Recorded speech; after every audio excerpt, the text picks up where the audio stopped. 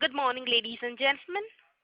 Welcome to Prince Pipes and Fittings Q2 FY22 post-results conference call hosted by Antique Stock Broking. As a reminder, all participant lines will be in the listen-only mode, and there will be an opportunity for you to ask questions after the presentation concludes. Should you need assistance during the conference call, please signal the operator by pressing star 0 on your touch-tone phone. Please note that this conference is being recorded. I now hand the conference over to Mr. Amit Zade from Antique Stock Broking. Thank you, and over to you, sir. Thanks, Lizanne, and good morning, everyone. Thanks for joining us on the call. We thank the management of Prince Pipes and Fittings for giving us the opportunity to host this post-result quarterly conference call. Today, we have with us the senior management team of company represented by Mr. Parag Chheda, Joint Managing Director, Mr. Shyam Sada, CFO, Mr. Anand Gupta, Deputy CFO, Mr. Neha Chheda, VP Strategy. Without further delay, I hand over the call to the management for the opening remarks. Post that, we can open the floor for Q&A. Thank you, and over to you, sir. Thank you, Amit. A very good morning to all and best wishes for the festive season to all our participants today. Thank you for joining us for our Q2 FY22 earnings call. The presentation and the press release have been issued to the stock exchanges and uploaded on our website.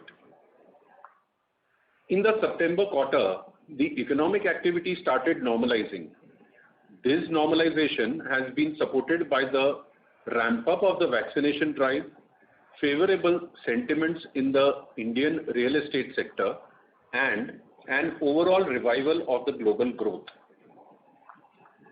India's economy, which contracted by about 7.3% due to the COVID-19 pandemic, has been projected by IMF to be the fastest growing economy in the world in 2022.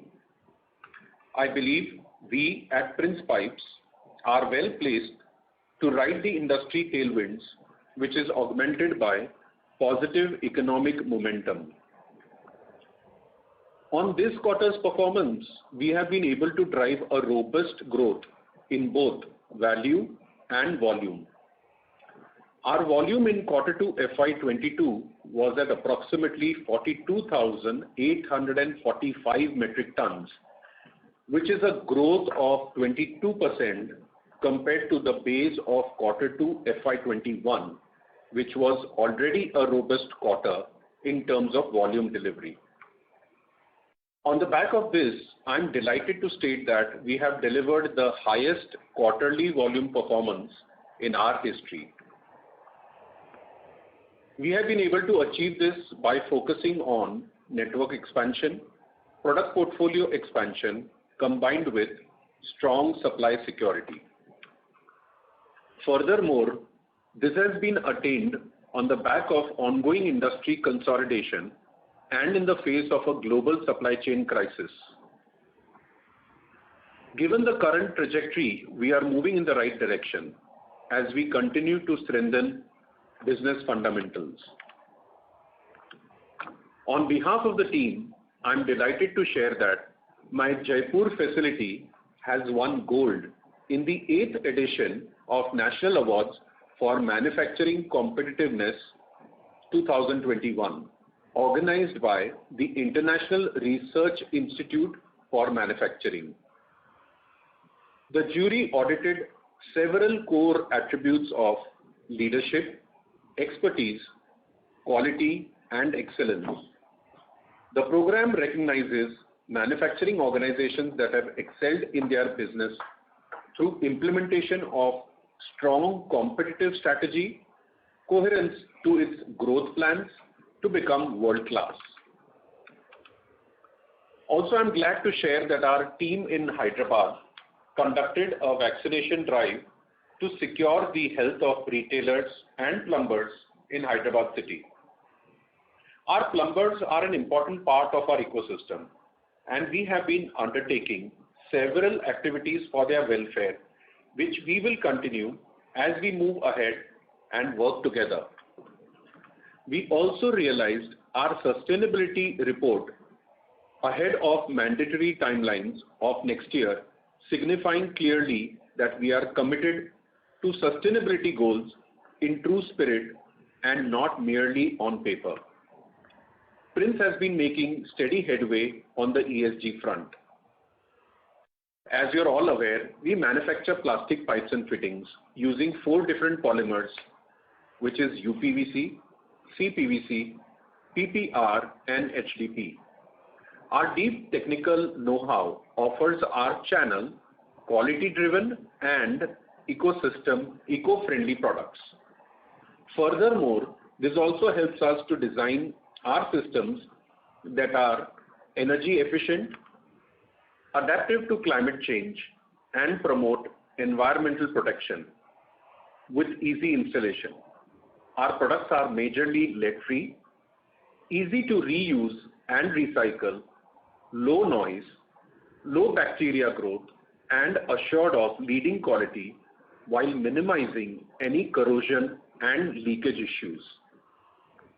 While our annual sustainability report outlines our ESG initiatives in detail, our focus continues on the following goals. First, adherences to environmental protection and focus on product innovation. Second, increasing our solar energy usage and reducing the dependence on grid. Third, focus on social causes and community services with measurement of impact. Fourth, increasing women participation workforce in our organization. Fifth, ethical and integrity-led business growth. And lastly, sixth, adherence to the highest governance standards.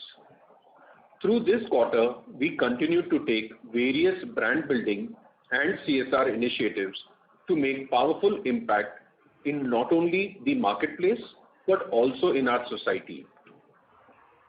We distributed store-fed water tanks of 500 liters capacity to villages along LOC Kashmir with the assistance of the Indian Army. Water distribution and transportation is a critical issue across our country, especially in remote locations along the LOC. We are very grateful to the Indian Army for helping us drive this activity, and we hope to better the ease of living, health, and quality of life of rural India. This quarter, Prince also participated in the Rath Yatra in Odisha by distributing food grains and groceries to devotees. I'm proud to announce that Prince is the co-branding sponsor of the blockbuster Suryavanshi.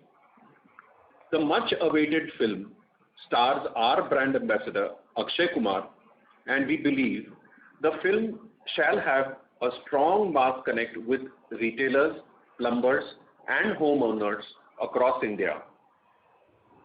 This is in continuation with our co-branding association with Akshay Kumar's film Mission Mangal in 2018, through which we were able to foster better brand recall and stronger brand positioning. Thank you for your time and mindshare. I will now hand it over to Shyam to take you through the key financials.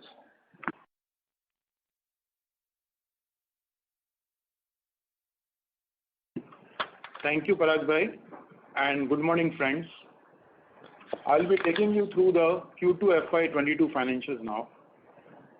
In this quarter, the company saw a robust revenue growth of 66% at rupees 761 crores compared to rupees 459 crores in Q2 FY21. The volume grew by 22% at approximately 42,845 metric ton.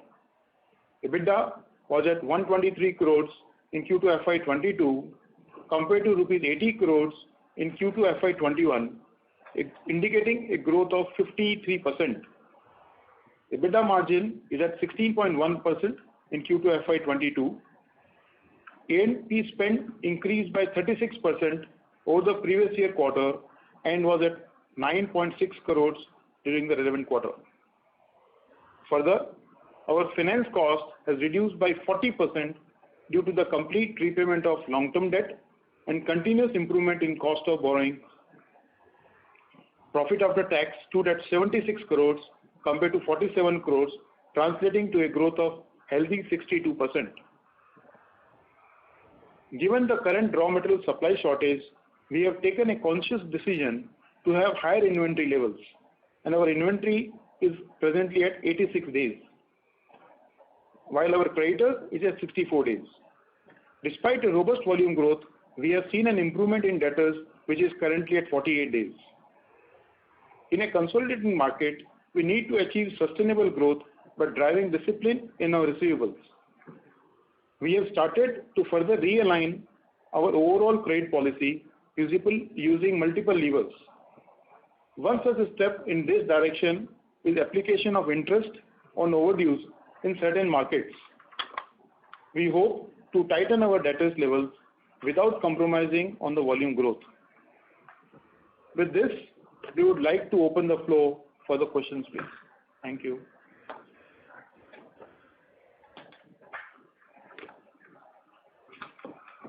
Should we open up for questions? Yes, please. Thank you. Ladies and gentlemen, we will now begin with the question and answer session. Anyone wishing to ask a question may please press star and one on your touchtone telephone. If you wish to remove yourself from the question queue, you may press star and two. Participants are requested to use handsets while asking a question. Ladies and gentlemen, we will wait for a moment while the question queue assembles.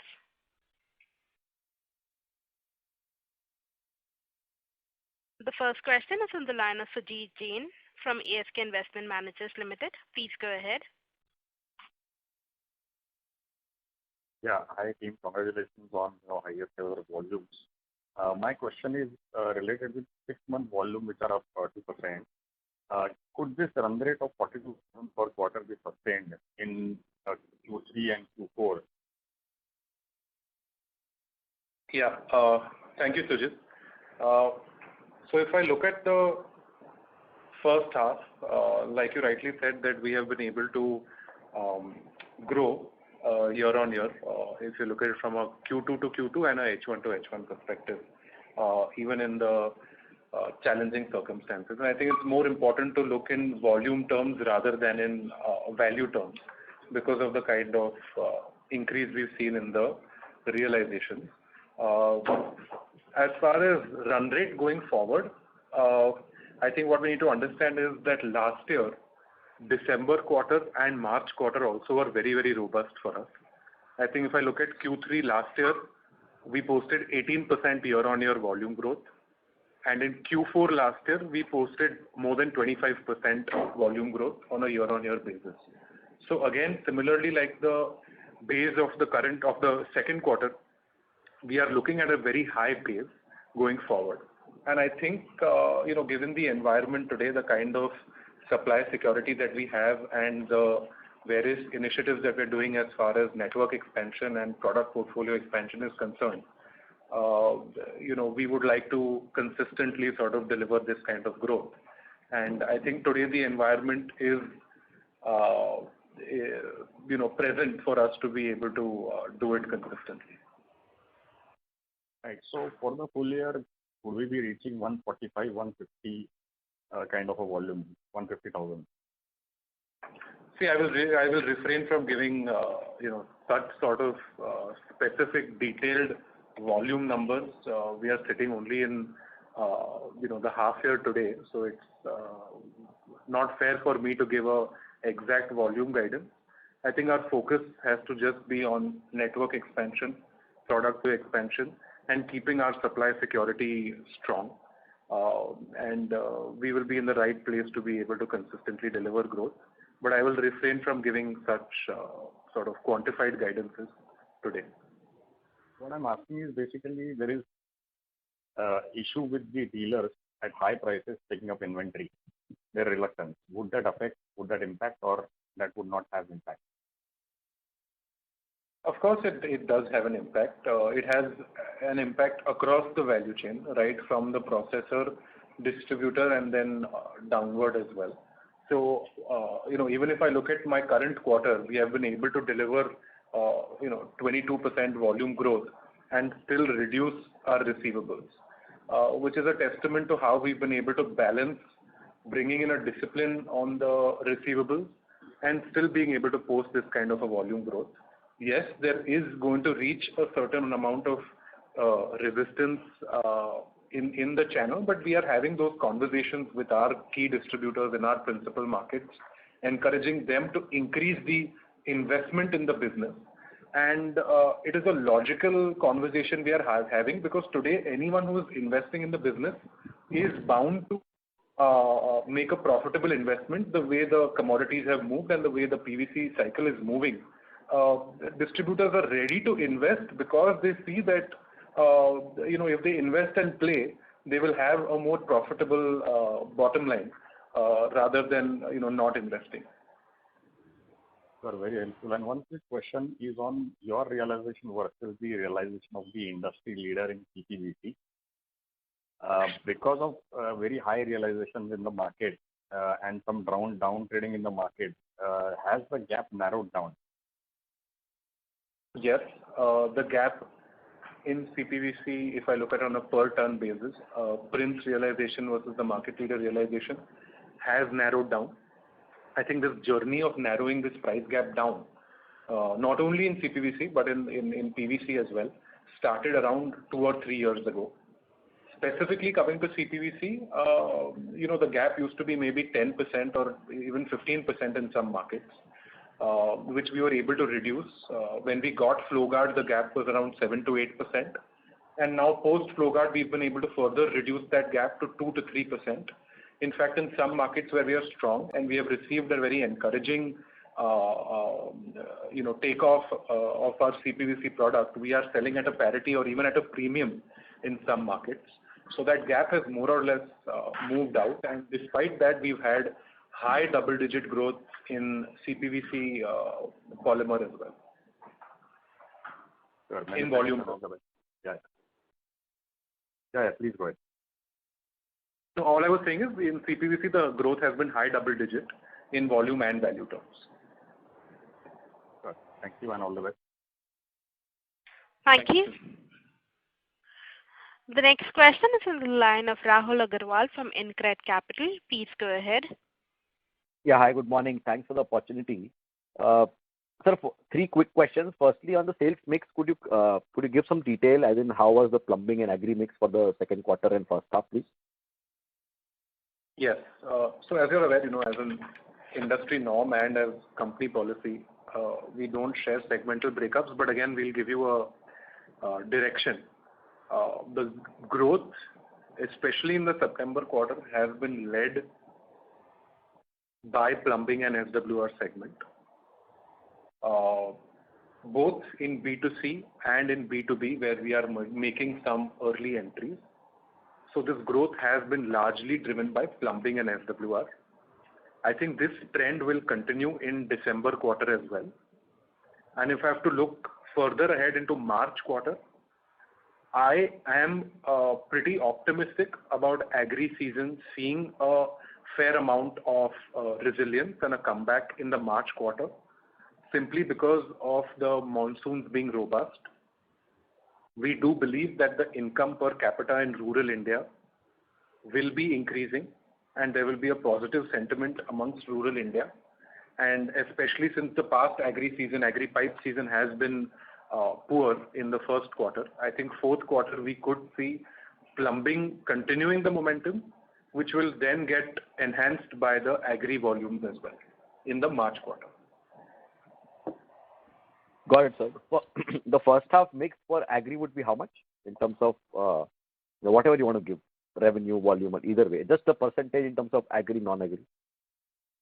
So it's usually around 30 to 35% is usually agri in terms of contribution. Got it, sir. So secondly, on the inventory, obviously you mentioned that it is higher than normal. When does this normalize? The inventory has gone up by 300 crores in first half, when I compare, balance sheet between March and September, and that is also impacting the cash flows. The operating cash flow was negative for the first half. Could you help understand that, please? Absolutely. I think that's a very important question which needs to be understood. So there are two parts to this. One is the per ton cost, the rupees per ton itself has gone up. So there is, because of the upward cycle in PVC. So one is that even if I'm keeping the same volume, in crores or in value, the inventory will be looking higher. So that's one impact. And the second impact is the fact that we took a conscious decision at the beginning of this year, somewhere in the first quarter, to work with higher inventories, given the kind of global supply chain issues we are seeing, or I would rather call it a global supply chain crisis. So I think one of the reasons we've been able to outperform the industry in the September quarter has been the kind of supply security we've had. We've had the ability, the flexibility to have this kind of volume growth, because apart from all the marketing initiatives that we're doing, we've had a very, very robust supply security across all four polymers, and that will continue for the rest of the year. So inventories will continue to be slightly elevated. It is tough to comment exactly when it will normalize. It's a function of how the global supply chain moves and how the commodity prices move.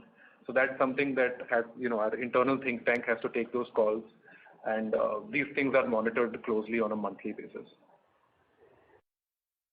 Got it. Sir, could you help clarify for all across four polymers, how is your sourcing, as in domestic versus import?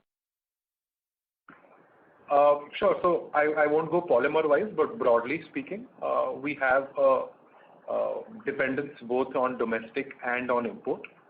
CPVC, if I have to talk specifically, then that is completely, with Lubrizol, which we source locally from their Dahej plant. The rest are a combination of domestic and import. Got it, sir. And lastly, if I may, just on the capex, first half for 80 crores, any direction for the full year this year and next year, please? Thank you so much. So I think should be a similar sort of capex in the second half of the year, again depending on the demand supply situation, but a similar capex in the second half of the year. Thank you. Well, thank you so much, and wish everybody at Prince a very happy Diwali and a prosperous New Year. Thank you. Thank you. Thank you. Thank you. The next question is from the line of Madhav Marda from Fidelity Investments. Please go ahead. Yeah, hi Nihar. Hi, good morning. Thanks for your time once again. I just wanted to check that has there been any shift in demand that you're seeing from PVC to CPVC because of the higher prices? And could you also help us understand, we understand that PVC prices have moved up a lot. How much has been the percent increase in CPVC prices in the last 3 to 6 months? Thank you, Madhav. So we have seen some amount of structural change in demand to some extent from PVC to CPVC because of that pricing gap between CPVC and PVC really narrowing down. So we have seen a shift in demand in the September quarter towards CPVC. Going forward, I do think that it's important that this gap stays this way for this to be a structural change in the consumer trend. I believe that this is only a temporary phenomena. I think, again, the gap between PVC and CPVC will widen. I cannot quantify what the gap will be or how it would compare to what the gap was previously. But I think that for a structural change to happen from PVC to CPVC, this kind of gap needs to remain for a few continuous quarters. And I think we will have a better assessment of this at the end of the financial year. And how much was the gap broadly between PVC and CPVC, like maybe 6 months or 9 months back? And how much has that gap narrowed down to today? So it used to be around, so I don't have the exact numbers, Madhav. Happy to share, offline. You can get in touch with my team and we can share the, exact numbers. But broadly speaking, CPVC was maybe 1.5 to 2 times more expensive than PVC, and that gap has has significantly come down now. Got it. And obviously, I think CPVC is in terms of gross margin per kg, I think it's a higher margin product, so that must be helping us on our margin side. Right? Absolutely. I think the focus has been not only on CPVC, but on overall plumbing and SWR. The entire household segment or the domestic use segment is more value added at the gross margin level relative to agri. And there has been a conscious effort to have a higher contribution from that segment, which has been reflected in our performance over the past 2 to 3 years. And there is no element of like an inventory gain or loss in any meaningful way in Q2, right? It's a pretty straightforward number this time. Yeah, no significant gain or loss in September. And just the last question was on the government spending for on the piped water supply, etc. Is that are we seeing good momentum for that on the ground now? And do we expect once the season picks up like January onwards, it could be pretty strong, or is it still sort of in a nascent stage?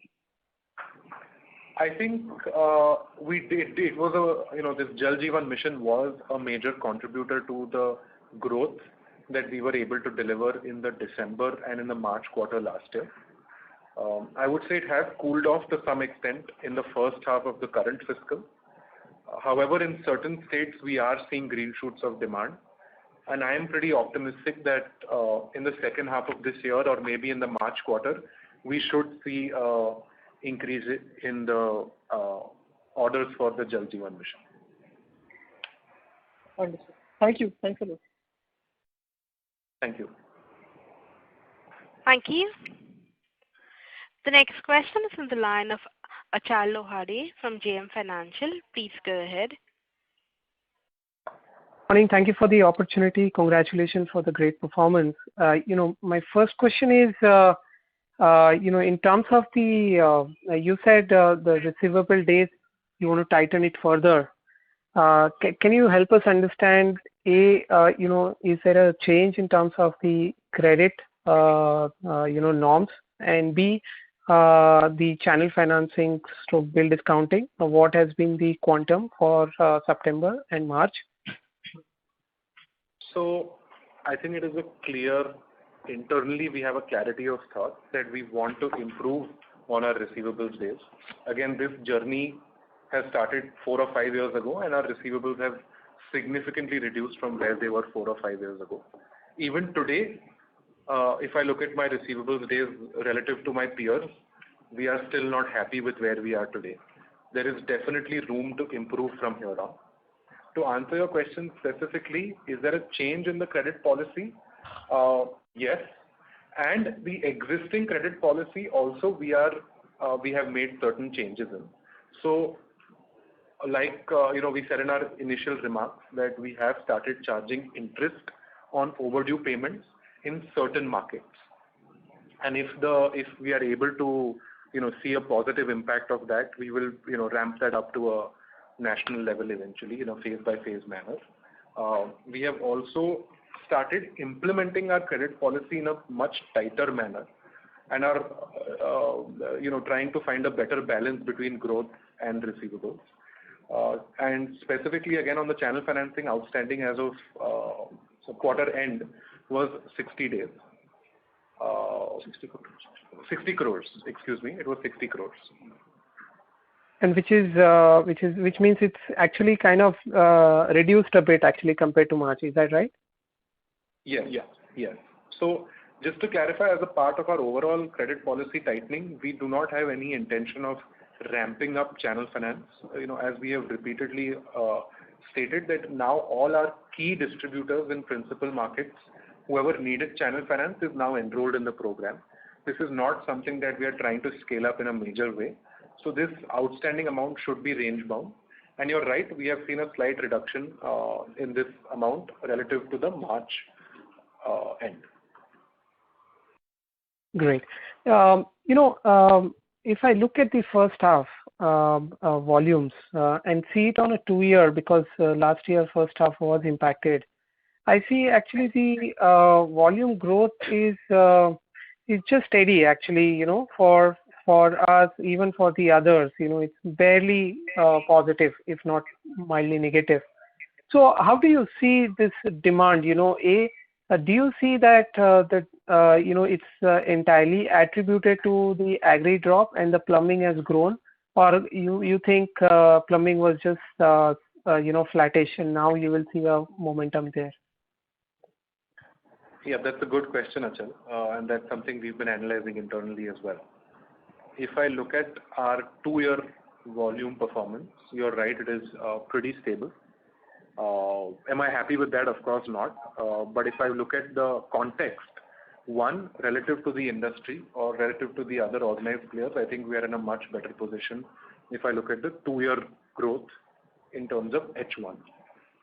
Secondly, I think if you're coming to why this has happened is of course because of the pandemic and the lockdown affected our H1 last year and severely impacted our Q1 in the current year as well.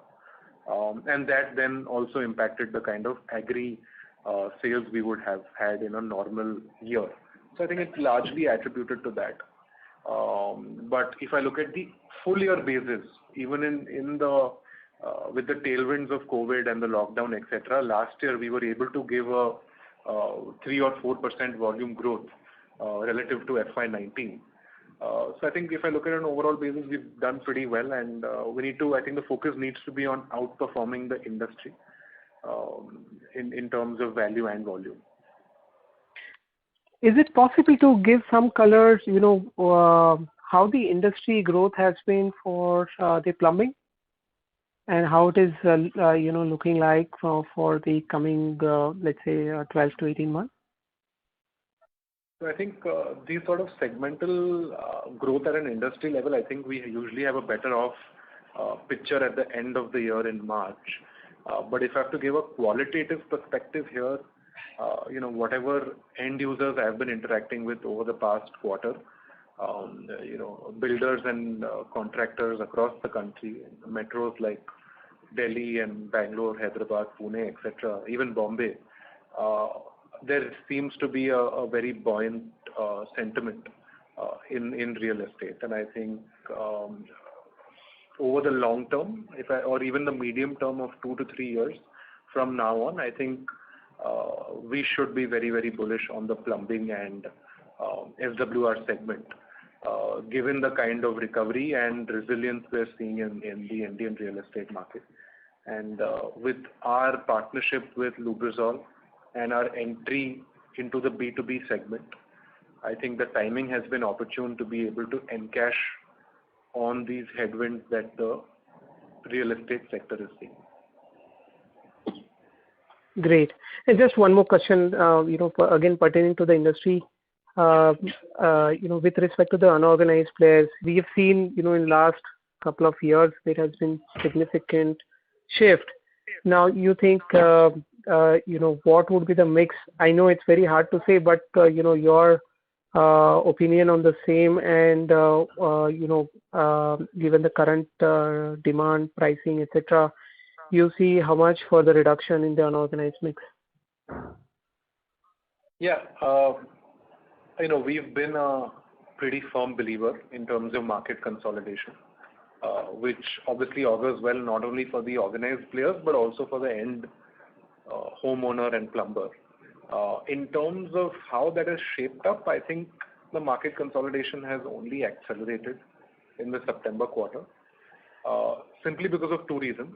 One is PVC in itself, the per ton cost has increased by 60, 70, 80% on a year-on-year basis. So that kind of working capital, that kind of strength in the balance sheet is required to be able to have supply security, which the smaller players have, obviously do not have. And second is, even if they do have the balance sheet or the flexibility, the material availability in itself has been a challenge. So, these times, when you look at, purchasing commodity like PVC, it is not about price. This market is about supply. And so even if these players have the kind of working capital strength, availability in itself has been a challenge. In fact, availability has not been a challenge only for the smaller players. Some of the larger players also are facing a supply security issue. So I think there has been, I cannot quantify it, but I think this consolidation will continue to accelerate, and it has definitely moved in the right direction in the September quarter for the reasons that I have discussed. Fair point. I'll come back for the follow-up questions. Thank you so much. Thank you, Achal. Thank you. We'll move on to the next question. That is on the line of Chirag Lodaya from ValueQuest. Please go ahead. Yeah, thank you for the opportunity and congratulations on great set of numbers. Sir, my first question was on channel inventory. So you mentioned at a company level we have a robust supply security going into H2. But how is overall channel inventory and how dealers are behaving at this moment? Thank you, Chirag. Again, I think that's a good question. I think channel inventory right now would be moderate. Again, would depend from market to market and from type of distributors. There are some distributors that are larger in size and have further flexibility to invest. And the conversations that we've been having with our distributors, like I said earlier on the call, is urging them or pushing them to invest in business so that they are able to still pay us on time, adhere to our credit policy, and still end up winning in the marketplace.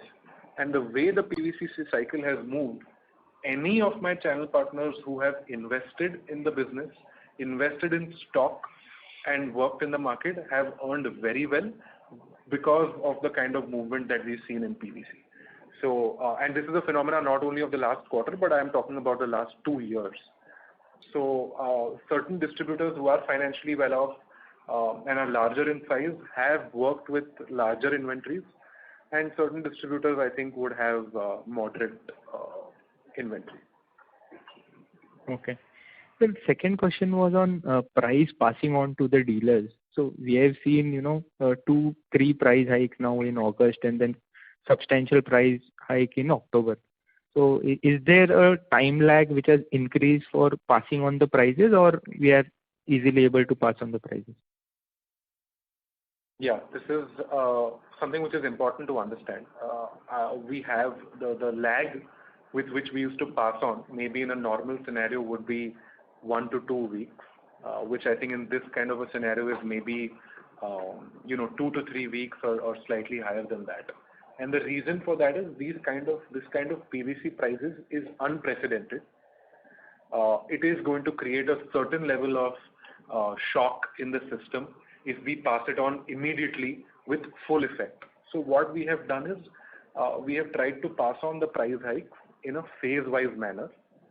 So for example, if we have to pass on an 8% increase, we would pass on maybe 3% immediately, another 3% after 15 days, and then another 2%, 5 or 7 days after that. So it has been done in a phase-wise manner, simply because we had stock, we had supply security. We wanted to focus on a balance of, margin as well as healthy volume growth and outperforming the industry. And that's why we have taken a call to do this sort of phase-wise passing on. So the channel does not freeze or does not shock with the, these kind of increases. Right. So is it fair to understand or say conclude that, whatever inventory gains we would have enjoyed last year, but definitely this year, despite prices moving up and we having the inventory, will not be able to, get inventory gains this year. It will be more focusing on volumes rather than, profitability. So I think you're in the right direction, but it may not be that, in the coming quarters, see, it really depends on the demand-supply situation. It's not that the inventory gain might be completely passed on to the market, but I think today, when the rest of the market or a large part of the market is struggling with supply, and certain players who have strong supply security we have now the luxury or the privilege of focusing on a balance between margin and volume growth, simply because we are in a unique position today. With volume growth, I think we must not underestimate the operating leverage benefits and the cost absorption benefits that come in with volume growth, and have certainly helped us in the September quarter, and I think will continue to help us as long as we are able to have healthy volume growth. Right. And so just lastly on advertisement spend. May we request that you return to the question queue? There are participants waiting for their turn. Sure. Thank you. Ladies and gentlemen, in order to ensure that the management is able to address questions from all participants in this conference, we request you to limit your questions to 2 per participant only. The next question is from the line of Sneha Talreja from Edelweiss Securities. Please go ahead.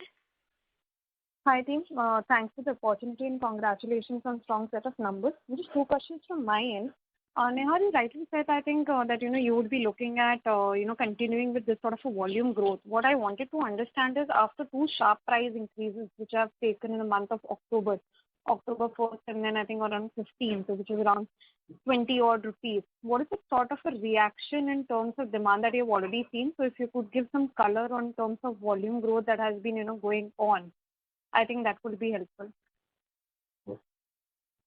So, Sneha, thank you for that. I think the focus, like I said, needs to be on volume growth, but with a balance of at least sustaining margins and to some extent, and growing in a profitable manner. And of course, that's going to be a function of how the demand environment is going forward. See, the pricing has been in an upward trend, a significant upward trend, and like you correctly pointed out, we've seen a 20 rupee increase in the October month. So one, I think the channel, it was expected. This kind of an increase was not something which was unforeseen. It was a foreseen increase simply because we had been actively interacting with our channel partners and encouraging them to give this kind of information to their channel at the retailer and the wholesaler level as well, or even to contractors and consultants. So this kind of an increase was firstly foreseen, it was not unforeseen. And furthermore, this kind of an increase has been seen in other building material categories like steel and cement as well, which you guys would know better. So I think of course these prices I would not say are sustainable in the long term, but currently, given at the feedstock prices, given the electricity prices that we are seeing globally, I do not see any major correction or major softening in the prices in the coming quarter or in the rest of the year. That is the situation as of today, and that is the information that we are passing on to our channel, who are then passing that on to their channels further. So I don't think there is much debate about that. Right. So that means there is no hesitance in terms of picking up inventory from channels in, given that prices are expected to continue to remain at high levels. So I would say there is a certain level of resistance at every level. I think if I look at even last year where we saw sharp rises, immediately after the price hike there was some level of resistance, but then the market also is absorbing that. Market also needs time to get used to it, and that is exactly why we are doing it in the phase-wise manner. Both the 10 rupee increases we took 15-20 days to pass it on to the market in a phase-wise manner. Initially there is some level of resistance, but then the market knows that in December and January there is going to be further tightening in PVC. So initial resistance, but eventually the market has to absorb, given what is going to happen in the next 3 to 6 months. Got that. That was helpful, Nihal. Nihal, my second question was related to this BIS norms implementation. We understand that, Kerala has put a stay, but rest of the states have not put any stay. So what is the situation right there? Are those, manufacturers have shut the operations, and are we getting some sort of a benefit of consolidation already there? Because that started from 1st of October is what I just wanted to, have a clear picture on that. Sure. So I think, if I'm being honest, I do not have a 100% clear picture as well. I think it will take some time to get further clarity. But you're right, in terms of there have been major processors in that space who are operating in this non-ISI segment. I would say partially some have stopped and some continue to give the non-ISI products, while some have stopped. I think it's too early to assess whether we have started getting the benefits. But one thing I do know for sure is if this continues and there is no further stay from the rest of the states on a maybe 9 to 12 month horizon from today, this should definitely give a major impetus to not only Prince but to the entire branded segment of the industry. So I am still a firm believer and continue to be optimistic that any such kind of regulation from BIS, which if implemented in the right manner with the right resources, will lead to a good consolidation. And this, whatever improvement in regulation we've seen, it may not be ideal, it may not be perfect, then still may be question marks around the implementation. But I think the overall direction is very clear, the overall intent is very clear. Now it's not a matter of if this is going to happen, it's only a matter of when this is going to happen. Sure, got that, Nihal. Thanks, Neha, for that. This last question, if you thought I can just squeeze in. Sorry to interrupt. Sneha, sure. maybe I'll come back in with you. Thank you. The next question is from the line of Praveen Sahai from Edelweiss Financial. Please go ahead.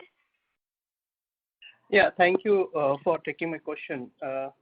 So I have only one question that's related to the volume growth and the PVC resin prices. So in the first half, I can see that you had given a good numbers.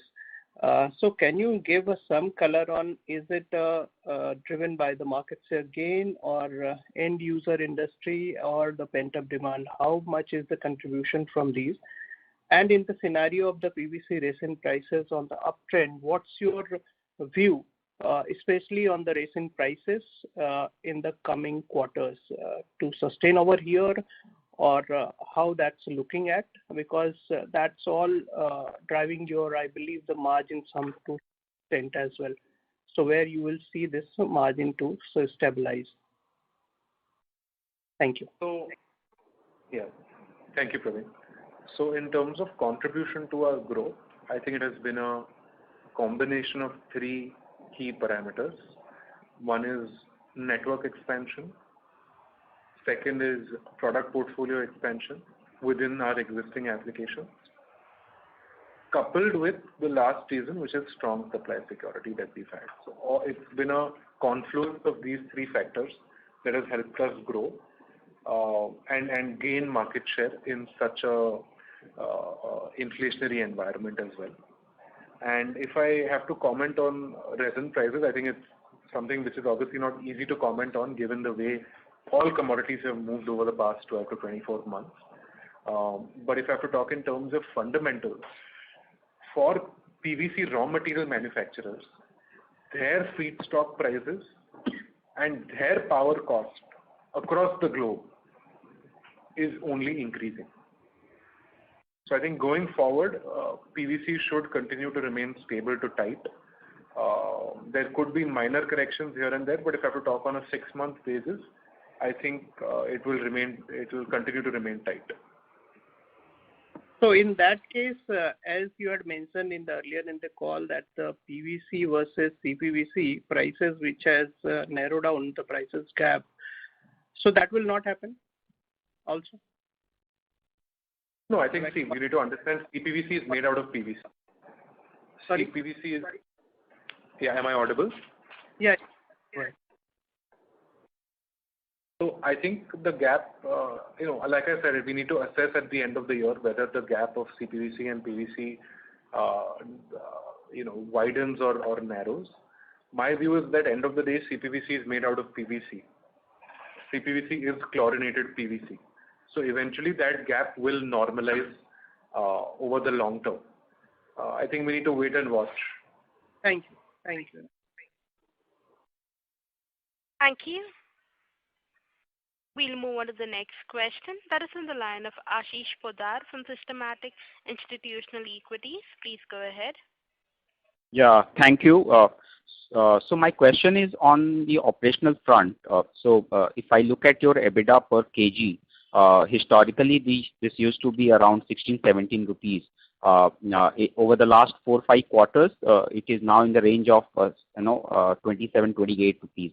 So while we believe that in the next 2-3 years time frame, the PVC prices will normalize, but do you think that this EBITDA per kg will again go back to the earlier range, or because of various measures taken, this will remain at the elevated level of 25 rupees plus?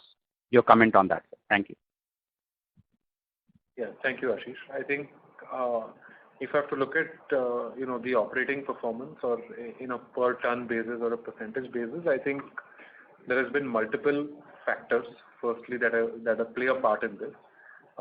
Definitely, there is no denying that there has been a good amount of inventory gain over the past 4 to 5 quarters. In the September quarter, we have not seen a major inventory gain, but in the past 4 or 5 quarters, we have shared the inventory gain numbers on a quarterly basis as well. So I think going forward, I think PVC will continue to remain tight. But what you need to understand is that why this EBITDA per kg has moved up. One of the reasons is inventory gain. The second reason is product mix. As we move towards plumbing and SWR, towards more CPVC and PPR, our gross margins are bound to improve. And third is pricing power. Like I said, that in a consolidated market, with higher investments into branding that we are making in a conscious and strategic manner, I think a pricing power for a national brand like Prince is bound to improve going forward, which we have tried to consciously improve and trying to balance that with volume growth, which also delivers operating leverage and cost absorption benefits. So I think we have to try to find that sweet spot between volume growth and operating leverage versus pricing power, which we will continue to sort of track and implement on a quarterly basis. But any number which you can think is sustainable over a long term? I will refrain from giving a specific guidance on that, given the current scenario. So that's why I'm asking about the long term, not the immediate quarters. But do you think that this 20 to 25 rupees or any sort of number which is sustainable for you or which you are targeting in the long run, maybe next 2, 3, 4, 5 years, whatever? So we do definitely have long-term targets, but I would keep that as internal targets which we want to achieve. But from a guidance perspective, even on a short-term or a long-term basis, we need to focus on volume growth, we need to focus on pricing power, and we need to focus on finding the right balance between both. I will refrain from giving these guidance. Yeah, got it. Thank you so much and all the very best. Thank you. Thank you. The next question is from the line of Ritesh Shah from Investec. Please go ahead. Yeah, hi. Thanks for the opportunity. Wanted to understand first thing on the sourcing for PVC as well as CPVC. That's one. Basically, how much of it is domestic, how much is at imports, and if one could actually put some number or sense to around, I think, 300 crores of inventory which is there on the books, which is visible from the cash flow statement.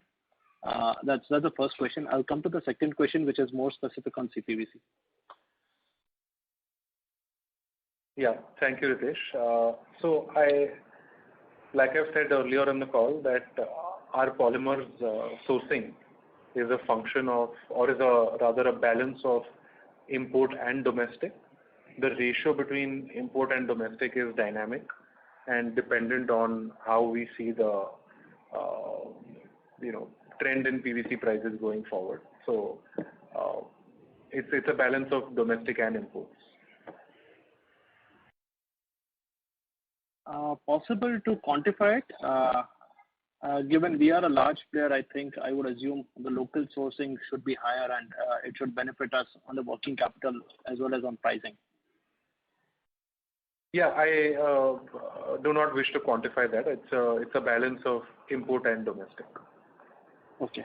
My second question. And I don't think it's something as an industry norm to share these kind of details, but at least we would try to maintain that it's a balance of import and domestic. And I'm sure you would appreciate something like sourcing is very important in this kind of an industry. Sure. How can you give comfort on the amount of inventory which we have on how much is PVC and CPVC?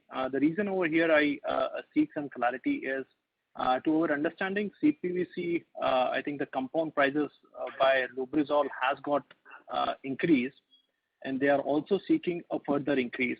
So just wanted to understand the inventory that we have, if you can split it up between PVC, CPVC.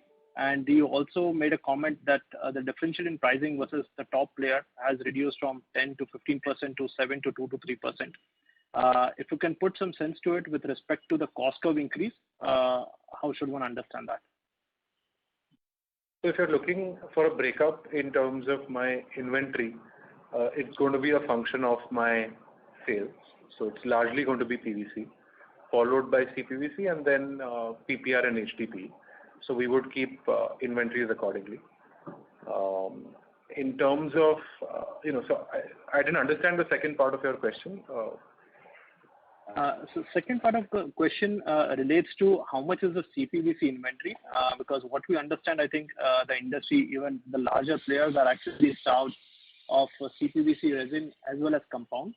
So if you can provide some comfort that there won't be any disruption on production, specifically on the CPVC side, that would be useful. That's one. And secondly, we understand that Lubrizol has already increased prices from, I think, from 2.4 to 2.8 plus, and they are looking for further increases. If that is the context of the cost curve increase for a company, and what you indicated is against the top player in CPVC, the differential has reduced from 10 to 15 to 2 to 3%. So is it what we are implying is that the price increases that we have taken is higher than the market leader, or are we okay to give away market share and play on better pricing? So I think it's obvious, again, it comes down to the same thing, that we have to find the balance between pricing and volume growth. I think we are never going to take a call of letting market share go, and we are never going to take a call of selling without profit. So I think that the core of business is to be able to find the balance between volume growth and pricing. I think, I'm sure, yes, Lubrizol has taken price increases, but so has the rest of the industry, because the fundamentals of cost have gone up everywhere for all polymers, for all commodities.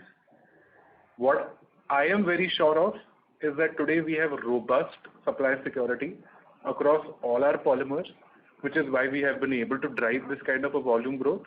And our tie-up with Lubrizol ensures that we are in a position today to fuel our aggressive growth aspirations in the plumbing and SWR segment.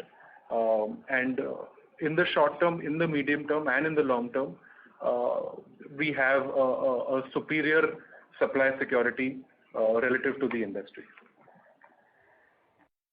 And on price increases?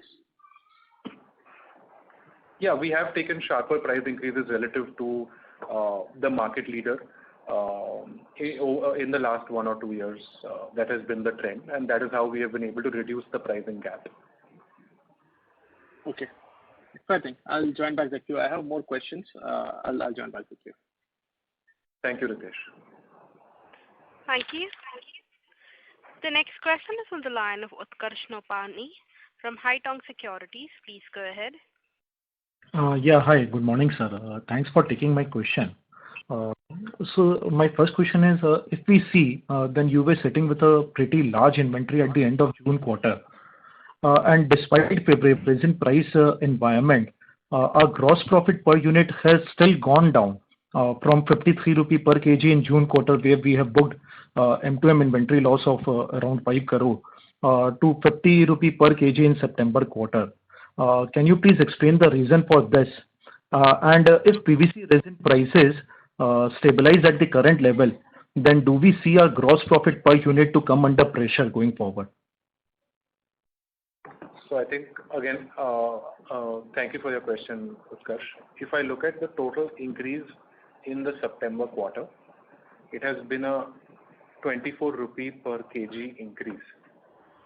Out of that 24 rupee increase, around 17 rupees has happened in the last 30 days. And like I said earlier in the call, we have been able to pass on the price hike with a lag of maybe 15 to 25 days. Hence, that kind of an inventory gain was not seen, which we saw maybe in the earlier quarters last year. I think the focus was on the EBITDA in terms of margin or in terms of a per ton basis, simply because we had a strong supply security and we wanted to leverage that for volume growth and for operating leverage. And this kind of a volume growth has helped us absorb cost and make up for whatever we lost at the gross level, and we have been able to largely sustain that at an EBITDA level.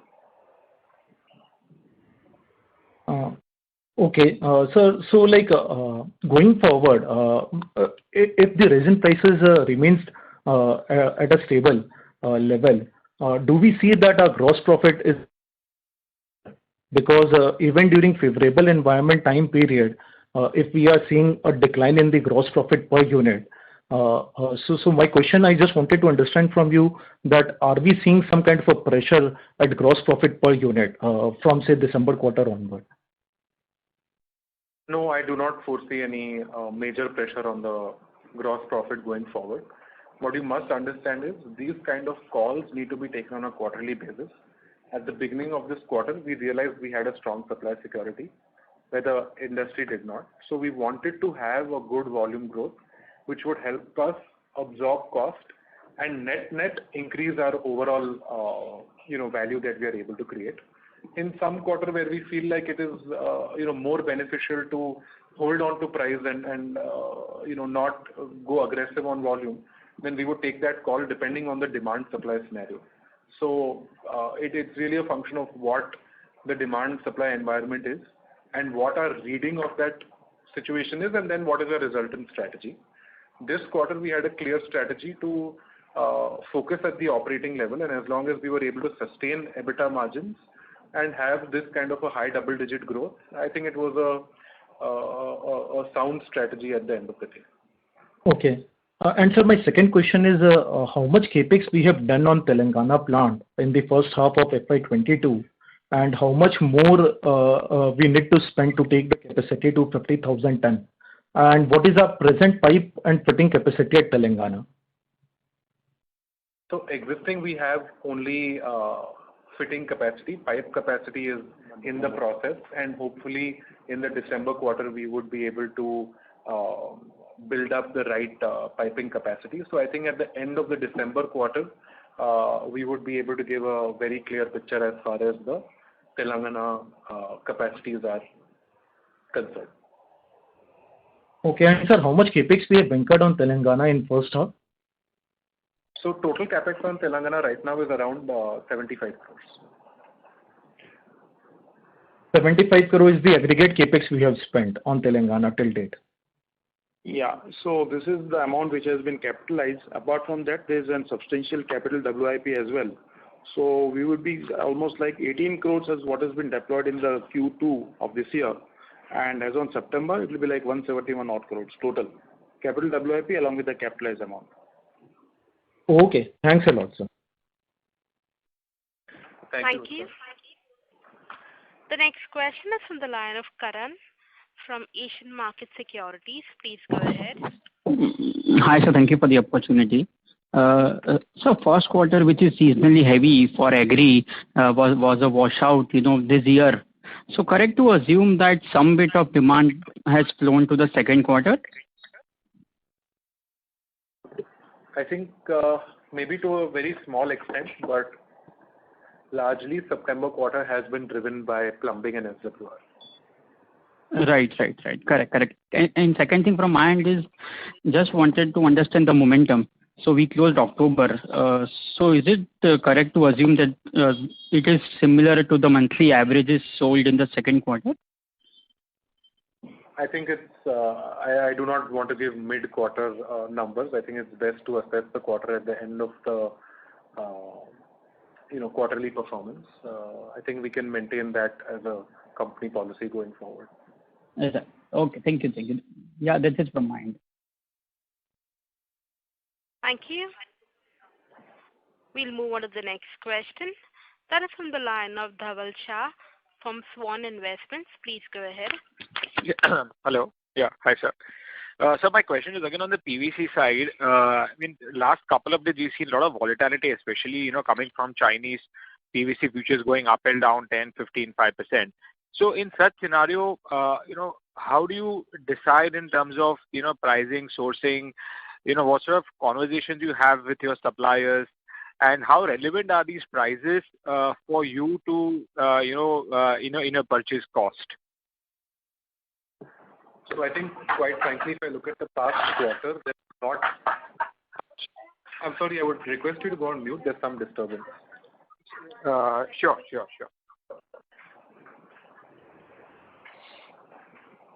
Yeah, thank you. So I think over the past quarter, if I have to look at what the conversation has been with suppliers, it has been more about supply rather than price. I'm talking at an industry level, not only about Prince, because price is then only on paper if you do not have the right supply. So it is, even if I look at our strategy going forward, I think the first principle of sourcing has to be supply security, and keeping the channel, the end retailer, the end plumber who is loyal to Prince, ensuring that they are not starving for material. So I think first focus always has to be on supply security. And we have always maintained that inventory gain or inventory loss is a part and parcel of doing business in this industry. And more or less at an annualized basis or over the long term, it evens out. So our focus has to be on supply security and how we can keep our channel, keep their appetite with the right stock. Okay. So, but these Chinese prices, are they reflective of the cost at which companies like Prince buy PVC domestically or from the import, or are they very very irrelevant in the actual sense? They are not reflective of the actual market. Like you correctly mentioned, there is a high level of volatility. Yes. Currently, there has been, the regulators have tried to crack down on the speculators in the Chinese market, and we have seen an extremely high level of volatility in the Chinese PVC prices, which is not accurately reflecting of what the global pricing is. Okay. China, just to point out, is not a major supplier of PVC to the Indian market because of the duty structures, the anti-dumping duty structures that we have as a country on Chinese PVC. So, of course, China is a big part of the global supply chain, and it would have an impact on global trade flow. But to answer your question in short, these prices that we are seeing on the index in China is not reflective of the prices in the physical marketplace. Sure. So, and my second question is that right now we would be roughly having around 2 months of inventory, 2 to 3 months raw material inventory. Yes, it would be around closer to 2 months. So this is much higher than, given the current scenario, and compared to the past, it's much higher, and we are planning to run with the same kind of number at least till FY22, right? Whatever it takes to keep my channel secure, depending on how the supply situation tightens or softens. We cannot let our channel be dry. So whatever is required to keep our channel, full and grow, will be done as far as sourcing is concerned. Got it. Perfect, sir. I'll come back in the queue. Thank you very much. Thank you. Thank you. The next question is from the line of Asim Bharde from DAM Capital Advisors Private Limited. Please go ahead. Yeah, hi. Thanks for taking my question. So actually, I wanted to just, understand, get some insights on the CPVC market. So you did talk about, ever since Lubrizol has entered, rather has partnered with you guys, your CPVC, rather the pricing parity between you and the leaders has come down, and in certain markets currently it is probably either at par or at a premium. So CPVC prices going apart may be one factor. I just wanted to understand that is there a supply issue amongst competitors, so they are not able to feed the market to a greater extent, which Prince has been able to capitalize on, since you guys are completely procuring it from locally while the others are also dependent on exports, and there is a logistical supply issue there? So I think it's the kind of growth that we've had in CPVC has been two parts, or I would attribute it to two reasons. One is the kind of initiatives we're taking on the market, on the marketing front, whether it's our entry into B2B and building a whole new vertical internally for the project sale. Second is the kind of working that we've been doing in the secondary markets with our retailers and plumbers. So all those initiatives have helped us improve our positioning as a premium brand, as a CPVC brand, not only as a PVC brand. Along with that, the weaker supply security at the industry level has helped us grow. So it is both these parameters have contributed to the growth. Just as a follow-up, assuming that the supply situation improves at the industry level, would you still be able to maintain the current improvement in pricing that you've done? Or would there be competitive pressures and that might affect you as well? So what I would like to point out is this narrowing of the price gap has happened much before the supply security challenges, much before tying up with Flowguard as well. I think Flowguard is one part of our overall strategy, but this narrowing of the price gap across polymers have started a few years ago now, as the investments into brand building and brand positioning have been ramped up, and making Prince a premium brand in the marketplace. So these steps we had started taking maybe 2.5 years ago. Flowguard was an important part of that overall strategy, and now this supply security issue has been one part. So I think the narrowing of the price gap is not because we signed up with Flowguard or not because there have been supply security issues. These have just made it a more conducive environment to be able to pass on these prices. But this journey has started a long time ago, much before these events. Would you be able to just, maybe roughly quantify how much was the improvement before Flowguard came into the picture, and how much would it have been after that? So I'll give you a range. I will not be able to give you exact, simply because market to market is different type. But I think initially the gap used to be around 10 to 15%, right, which was down to around 7-8% before Flowguard, and post Flowguard, this 7-8 has been brought to 2-3%. Okay. And so my second question, so basically we have a high PVC price environment. There will be a rub-off on CPVC prices as well, as you talked about. Would it be possible to encourage PPR or HDPE pipes as an acceptable substitute, both on construction or on the agri side? And are we doing something on the ground to encourage this? Yes, I think there is going to be a certain level of migration to other polymers like HDPE and PPR. But there are challenges in that as well. So it's not easy for that change to happen. It is happening to a certain extent simply because of the jointing process. CPVC and PVC today, you can join the pipe and fitting. It's cold fusion, which can be joined using solvent cement. Whereas with the other polymers, hot fusion is required or electrofusion is required. So in India, unfortunately, the applicators who are plumbers or contractors are not as well trained or do not have access to the right equipment Hence, we have become primarily a PVC and a CPVC country. So any such migration can take place in the long term if PVC continues to surge and CPVC continues to surge.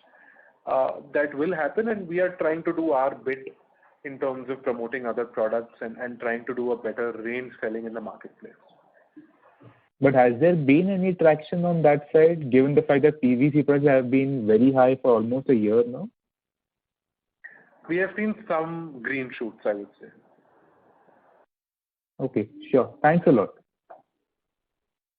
Thank you. Thank you.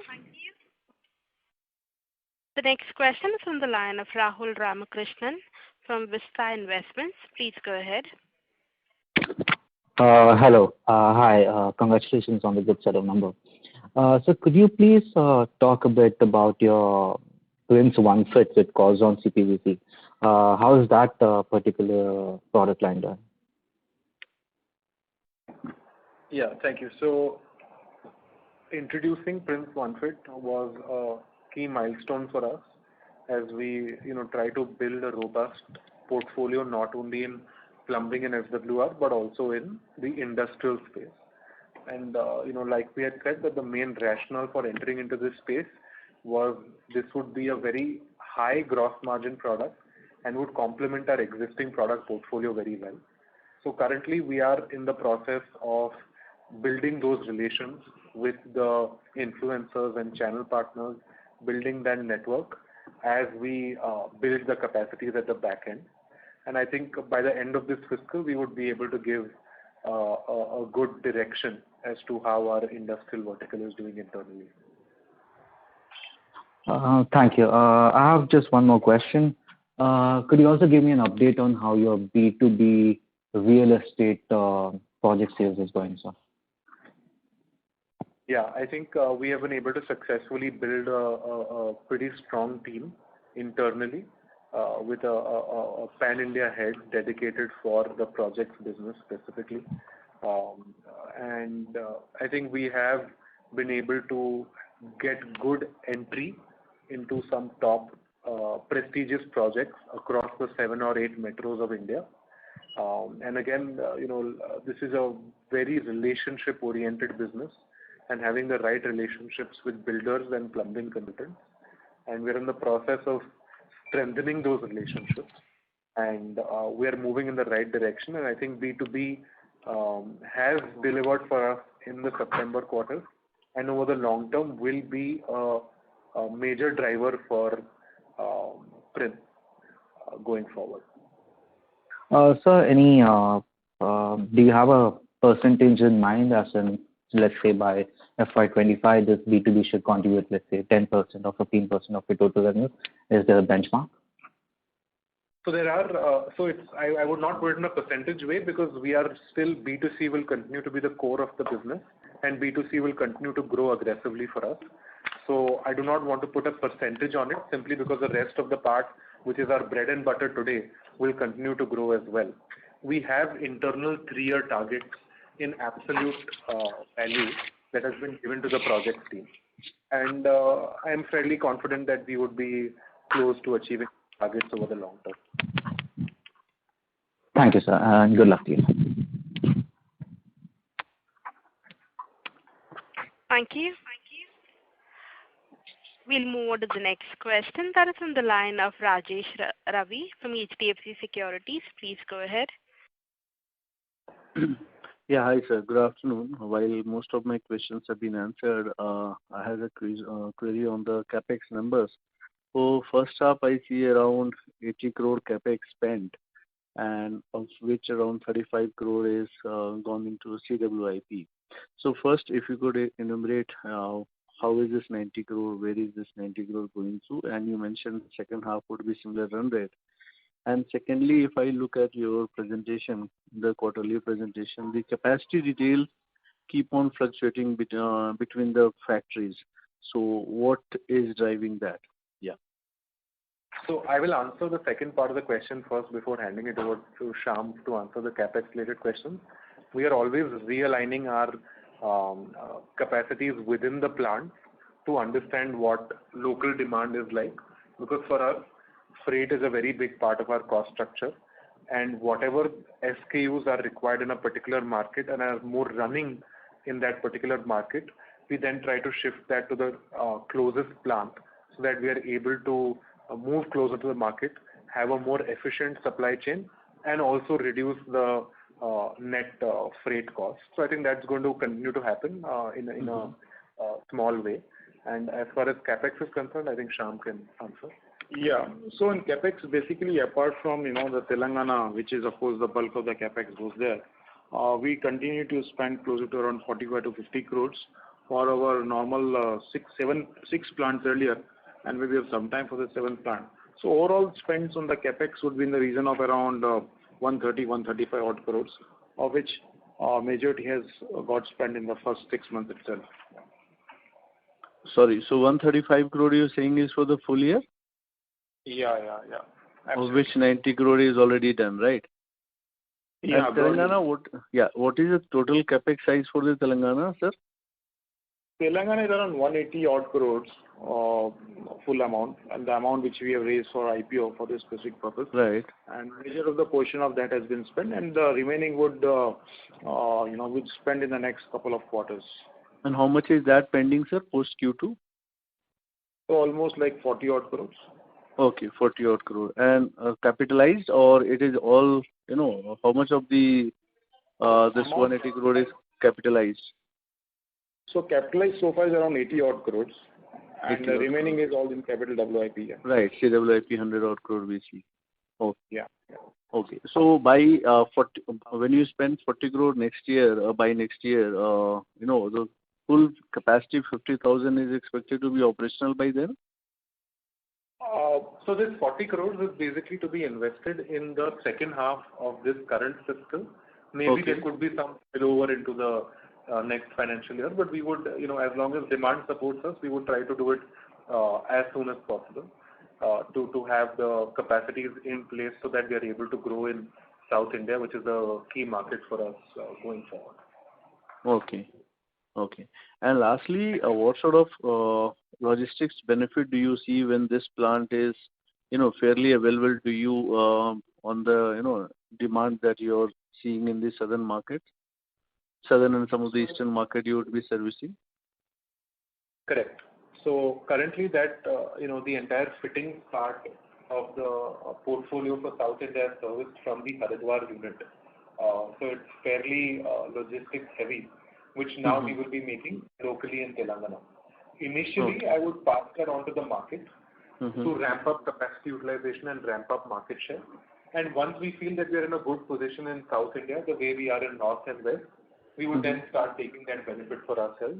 But at least for the first 12 to 18 months post ramping up production, we would like to share that benefit with the channel to ramp up capacity, to ramp up the capacity utilization and ramp up our market share. I think apart from the logistics benefit, what I am more excited about is the better service and better supply chain that we will be able to offer to our southern market. Coupled with this freight benefit is going to be a real kicker for us in South India, which is also one of the biggest CPVC markets in the country. Okay. Great, sir. Thank you, sir. That I'll come back and see you. Thank you. Thank you. Ladies and gentlemen, that was the last question. I now hand the conference over to the management for their closing comments. Thank you to all the participants and wish you a happy Diwali. Thank you. Thanks everyone and wishing everyone happy Diwali. Thank you. Thank you, ladies and gentlemen. On behalf of Antique Stock Broking, that concludes this conference call. We thank you for joining us, and you may now disconnect your lines. Thank you.